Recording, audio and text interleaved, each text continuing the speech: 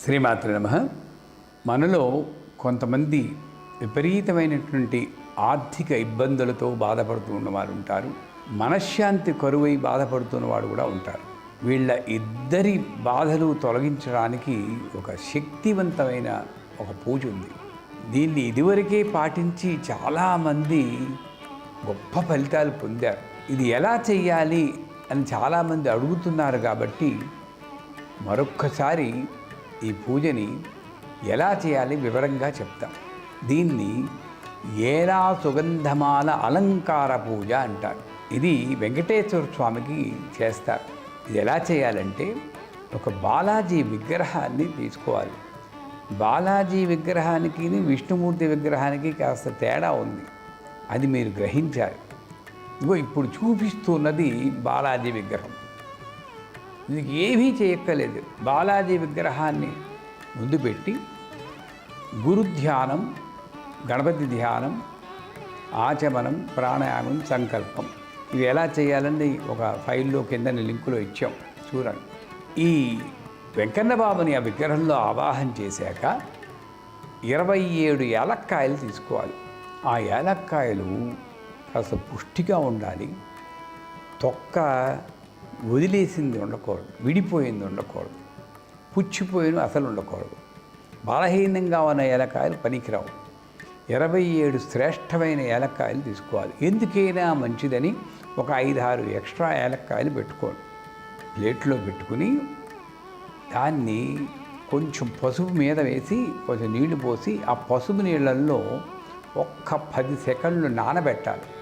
కొంచెం మెత్తబడ్డానికి, ఎక్కువ చేయకూడదు. ఎక్కువ పెడితే మళ్ళీ బాగా మెత్తబడిపోయి తొక్క వదిలేస్తుంది. ఒక్క 10 సెకండ్లు లేదా 5 సెకండ్లు అయినా చాలు నానబెట్టి ఆ నీళ్లు కింద ఉంపేసి ఏలక్కాయలు తీసుకోవాలి. ఒక సూది తీసుకుని 2 పేటల దారం, తెల్ల దారాన్ని ఎక్కించి ఆ తెల్ల దారానికి కూడా కొంచెం పసుపు పోయావు. అంటే పసుపు లక్ష్మీదేవి కదండి, ఆ లక్ష్మీదేవిని ఆవాహన చేయాలి. ఆ పసుపు రాసి 2 పేటల కిందని ముడివేసి ఒక్కొక్క ఏలక్కాయ తీసుకుని, ఇది చాలా ముఖ్యం, ఓం నమో నారాయణాయ అన్న మంత్రాన్ని ఎంత నెమ్మదిగా చెప్తే అంత గొప్ప ఫలితాలు వస్తాయి. ఎలాగంటే ఓం నమో నారాయణాయ, ఓం నమో నారాయణాయ అని మన తిరుపతిలో మంత్రం వినబడుతుంది కదండి. అలా నెమ్మదిగా ఒక ఏలక్కాయ ఎక్కించడానికి 2-3 సార్లు కూడా చెప్పుకోవచ్చు. ఇలాగా ఒక్కొక్క ఏలక్కాయ సక్రమంగా ఎక్కించాలి, ఎక్కడో కాదు, మధ్యలో ఎక్కిస్తే అందమైన ఒక దండ ఏర్పడుతుంది. అలా 27 ఏలక్కాయలు ఎక్కించి 2 పేటలు కడిపి ముడేసేయాలి. ఎక్స్ట్రాగా ఉన్న దారాన్ని కట్ చేసేయాలి. ఇప్పుడు మీ చేతిలో ఉన్నది అందంగా ఉన్న ఏలకుల మాల. ఈ మాలని చేతిలో పట్టుకోవాలి. పట్టుకుని వెంకన్నబాబుని చూస్తూ 3 స్తోత్రాలు చదవాలి. ఇప్పుడు నేను చదువుతున్నాను, కానీ దీని టెక్స్టు కిందని ఫైల్లో ఇచ్చాం.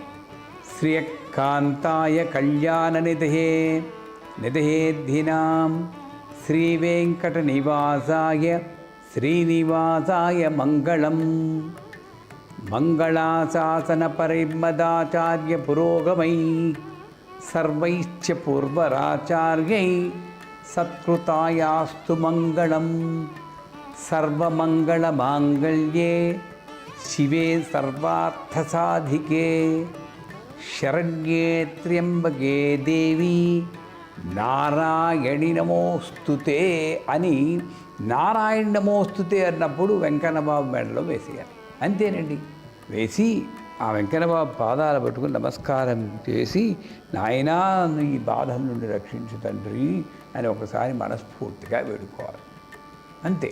వీలుంటే ఒక ఆరతి వెంకన్నబాబు పాట పాడుకోవచ్చు, లేదా మళ్ళీ శ్రీకాంతాయ కళ్యాణ నిధే అని చెప్పి ఆరతి చేయొచ్చు.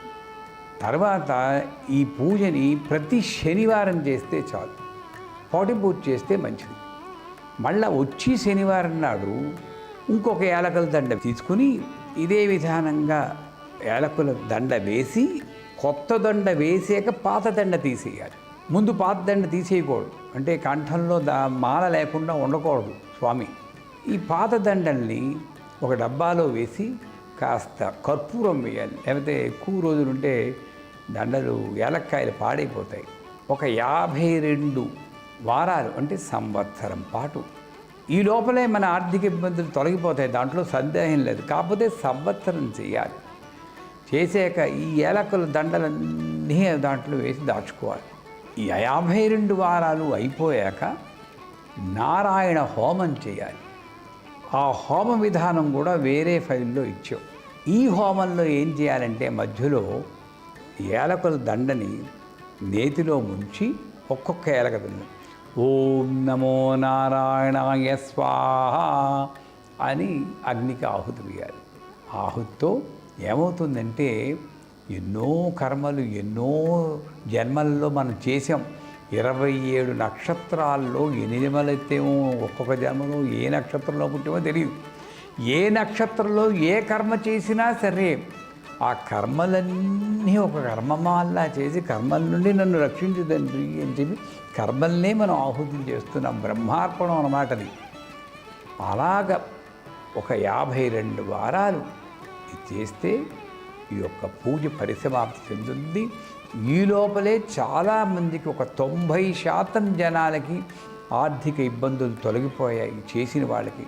లేదా మీరందరూ కూడా భక్తి శ్రద్ధలతో ప్రతి శనివారం ఈ ఏలా సుగంధమాల అలంకార పూజని వెంకన్నబాబు చేసి ఆయన కృప వల్ల ఆర్థిక ఇబ్బందుల నుండి బయటపడి మనశ్శాంతి పొందాలని ఆ అమ్మవారిని వేడుకుంటున్నాను. శ్రీమాత్రే నమః.